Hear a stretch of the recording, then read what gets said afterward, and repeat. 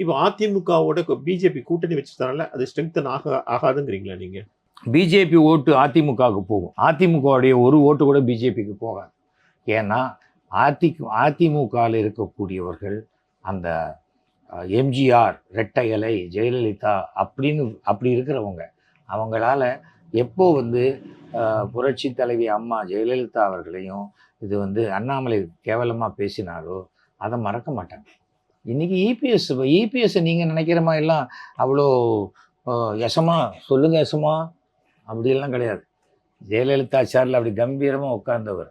வருதில்ல 2026 election, அப்போ பாருங்கள், அப்போ சொல்லுவார், உங்களுக்கு இந்த இடத்துல இவ்வளோ தான் இருக்குது, உங்களுக்கு 50 ஓட்டு தான் வரும், 60 ஓட்டு தான் வரும், ஸோ ஒரு 10 சீட்டு கொடுக்குறேன் பாரு. சரி, ஒருத்தர் காலி பண்ணால் ஃபைனலாக அவரு அண்ணாமலை பாலிசியாக தானே சார், கூட நடந்து போகிறவங்களே சீவின்னு வருவார். எதிரி படம் இருக்கும், அவங்களோட சண்டை போடணும்னு கத்தி எடுத்துட்டு கூட இருக்கிறவங்களே விட்டுன்னு வருவார். நீங்க எடப்பாடியை பற்றி சொல்லும்போது ஏன்னா அந்த 39 பேர் தோக்கணும்னு தானே பண்ணாரு, அதனால தான் அவர் தோத்தார். இல்லை, எடப்பாடி சிஎம் ஆகணும்னா பிஜேபியும் கரையேறணுங்கிற ஒரு கவலை கிடையாது, வரவே வராது.